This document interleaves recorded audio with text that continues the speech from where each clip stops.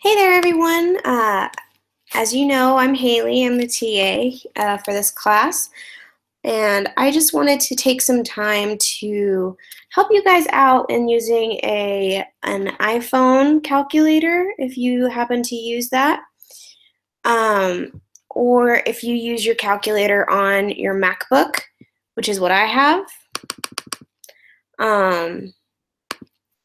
So I just wanted to take a moment to help you guys out with that. I'm going to be using the calculator on my MacBook, but it's the same calculator that you can find on your iPhone as well. So I'm going to go ahead and share my screen so you guys can see what I'm doing.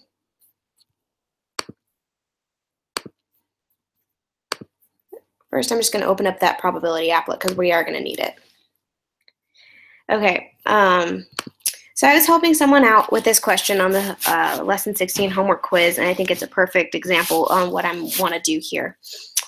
So it says that researchers published a study in which they considered the incidence among the elderly of various mental health conditions such as dementia, bipolar disorder, obsessive-compulsive disorder, delirium, and Alzheimer's disease. In the U.S., 45% of adults over 65 suffer from one or more of the conditions considered in the study. Calculate the probability that fewer than 320 out of the sample size, 750 adults over 65 in the study, suffer from one or more of the conditions under consideration.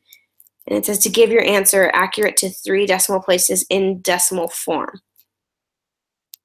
So, first of all, the best thing to do here would be to calculate your standard deviation first. And I know you're probably thinking, but we divide by the standard deviation, so shouldn't we calculate that second? And here's why I think that's not a good idea. Sometimes with the more operations you have to do in order to calculate something, sometimes it's the worst one to calculate last. You might lose your data beforehand and get data messed up. Okay, here we go. To calculate the standard deviation for this, we're going to go back to the question. And we have the population proportion, which is the 45%. So we're going to go back to our calculator and type in 0.45. We know that the standard deviation formula is p times 1 minus p divided by the sample size, and then you take that result and you square root it. So this is our p right here, the 0.45, and I happen to know that 1 minus 0.45 is going to be 0.55. So I've multiplied that and gotten this as a result. Then I'm going to go ahead and divide by the sample size, which is 750 from the question, and that's my result. But this is not the standard deviation. We still have to take the square root. When you click on this button right here where it's the square root button, it has an X in the middle, and it's got the number 2 right there. So this is your standard deviation.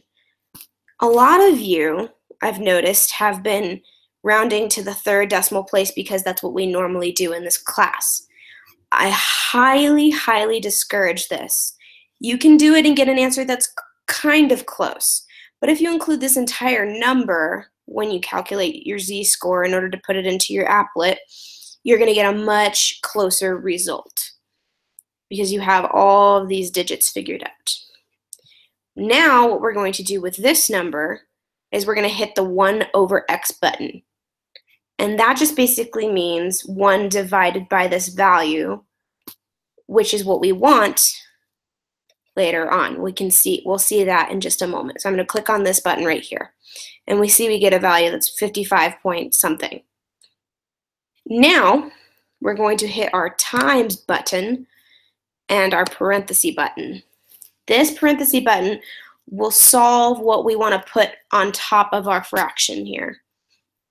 So that is going to be what we have figured out. So what we're going to do is figure out 320 divided by 750, which I have figured out on another calculator.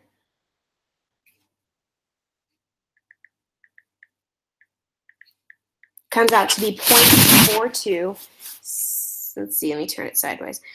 0.42, 666, 666, 666, 6667. And I want to include all of those digits in here. So we're going to do 0.42, 666, 666, 666, 666, 7. Just like that, subtract our 0.45 because that's our mean. And we've closed our parenthesis and we got this value, but then when we hit equals, we will get our z-score, and we'll get a much more accurate z-score since we included all those digits from our standard deviation.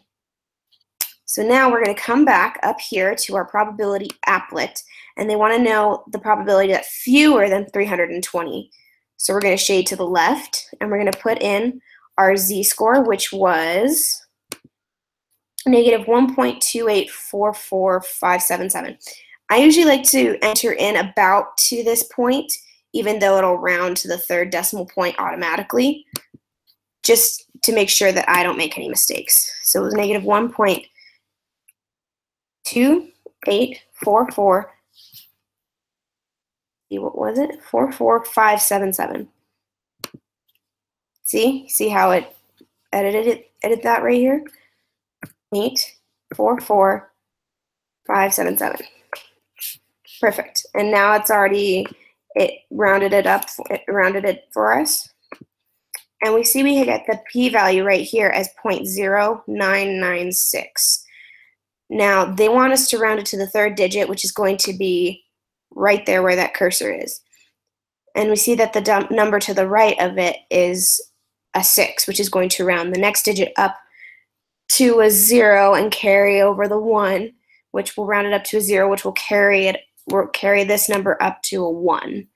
So the probability is going to be 0.100 after you're all done with that. I hope that helped with you getting the right probability and everything, getting a more accurate probability, more accurate z-score to work with. If you guys have any questions, please let me know. Happy to help. I can create other tutorials for you guys if you need it. All right, guys. Thanks.